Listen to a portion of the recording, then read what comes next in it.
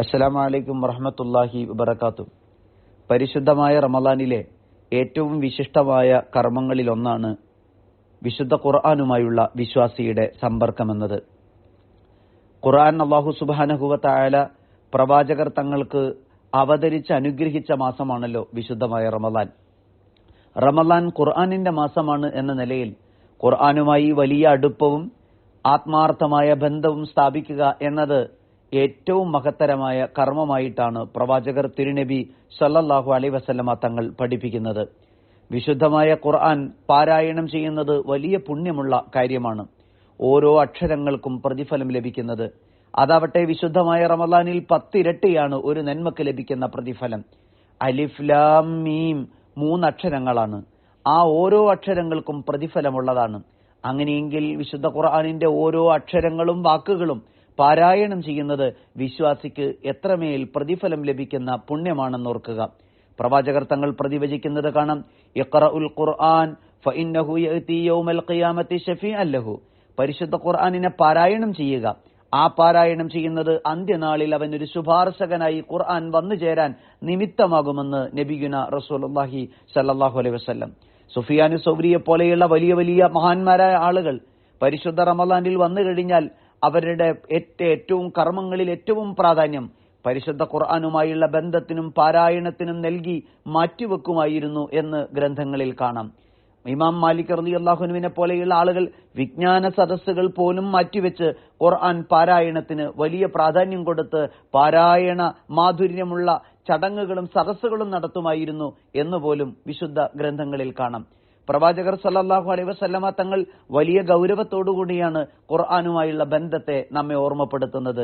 ഖുർആൻ എന്ന് പറയുന്നത് അത് അള്ളാഹുവിന്റെ സംസാരമാണ്, അള്ളാഹുവിന്റെ കലാമാണ്, എന്നോടുള്ള സംവേദനമാണ്, നിങ്ങളോടുള്ള സംവേദനമാണ്. ഖുർആൻ നമ്മളോട് വർത്തമാനം പറയുകയാണ്. കഴിഞ്ഞകാല കഥകളെക്കുറിച്ച്, ജീവിതത്തിലെ നന്മകളെക്കുറിച്ച്, വിശ്വാസിയുടെ ഉത്തരവാദിത്തങ്ങളെക്കുറിച്ച്, പൂർവികരുടെ ജീവിതത്തിന്റെ ത്യാഗങ്ങളെക്കുറിച്ച്, നമ്മളാകേണ്ട മാർഗങ്ങളെക്കുറിച്ച്, ലക്ഷ്യമിട്ട് മുന്നോട്ടു പോകേണ്ടുന്ന വഴികളെക്കുറിച്ച് എല്ലാം എന്റെ റബ്ബ് എന്നോട് തന്നെ പറയുകയാണ്.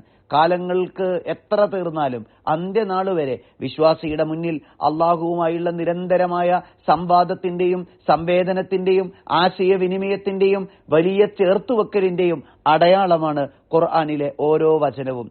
എന്നോട് എന്റെ റബ്ബ് സംസാരിക്കുന്നുവെങ്കിൽ അതുമായി ഞാൻ അടുത്ത് ബന്ധപ്പെടേണ്ടത് എന്റെ ബാധ്യതയാണ്.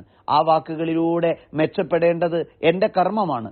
അതിലൂടെ ഖുർആനുമായി എന്റെ വഴികാട്ടിയായി പരിശുദ്ധ ഖുർആനിനെ എന്റെ മാർഗമായി വെളിച്ചമായി ഞാൻ സ്വീകരിക്കേണ്ടത് ഉത്തരവാദിത്തമാണ്. പരിശുദ്ധ ഖുർആനുമായുള്ള ബന്ധം വല്ലാതെ ചേർന്ന് നിർത്തി വിശുദ്ധ ഖുർആനിൽ വിജയിപ്പിക്കുകയും അത് വിശാലമാക്കുകയും സജീവമാക്കുകയും ചെയ്യുക എന്നത് നമ്മുടെ ഏറ്റവും വലിയ ബാധ്യതയാണെന്ന് ചുരുക്കം. ഖുർആൻ നമ്മളിൽ നിന്ന് അകന്നുപോയാൽ ഉള്ളിലെ വെളിച്ചമാണ് കെട്ടുപോകുന്നത്. ഖുർആൻ ഒരുവനോട് ചേർന്ന് നിന്നാൽ അവന്റെ ഉള്ളിലെ ദൈവികമായ വെളിച്ചമാണ് ഉണർന്നു നിൽക്കുന്നത്. ഖുർആനിലൂടെ വെളിച്ചം നേടി അള്ളാഹുവിന്റെ ഹിദായത്തിലേക്ക്, പൊരുത്തത്തിലേക്ക്, ആത്മീയമായ ഉൾവെളിച്ചത്തിലേക്ക് നടന്നു നീങ്ങാൻ വിശ്വാസിക്ക് കഴിയും എന്ന കാര്യത്തിൽ യാതൊരു സംശയവുമില്ല. അക്ഷരങ്ങളുടെ തൊലിപ്പുറത്തുകൂടിയുള്ള നോട്ടപ്പാച്ചിൽ മാത്രമല്ല ഖുർആനിൽ നമുക്കുണ്ടാവേണ്ടത്. പാരായണത്തിനപ്പുറത്ത് അതിനെ ഗ്രഹിക്കാനും ജീവിതത്തിൽ പ്രാവർത്തികമാക്കാനുമുള്ള നിരന്തരമായ പരിശ്രമം കൂടി അതിന്റെ ഭാഗമാണ്. ഖുർആനിൽ അല്ലാഹു നമ്മളോട് പറയുന്ന ആശയങ്ങളെ പഠിക്കാൻ, അതിന്റെ വിശാലമായ ഉദ്ദേശങ്ങളെ പഠിക്കാൻ, അതിലൂടെ ജീവിതത്തിൽ നന്മകൾ കൈവരിക്കാൻ, അക്ഷരങ്ങൾക്കപ്പുറത്ത് ഖുർആനിന്റെ ആഴങ്ങളിലേക്ക് സഞ്ചരിക്കാൻ, അറിയാനും പഠിക്കാനും അതുവഴി ജീവിതത്തിൽ വലിയ നന്മകൾ കൊണ്ടുവരാനുമൊക്കെ നിരന്തരം പരിശ്രമിക്കാൻ ഈ ദിവസങ്ങളും ദിനരാത്രങ്ങളും പ്രയോജനപ്പെടുത്തേണ്ടതുണ്ട്. പ്രിയപ്പെട്ടവരെ, അല്ലാഹു ഖുർആനിന്റെ അഹ്ലുകാരിൽ നമ്മെ ഉൾപ്പെടുത്തി അനുഗ്രഹിക്കുമാറാവട്ടെ. വആഖിറു ദഅവാന അനിൽ ഹംദുലില്ലാഹി റബ്ബിൽ ആലമീൻ. വസ്സലാമു അലൈക്കും വറഹ്മത്തുള്ളാഹി വബറകാതുഹു.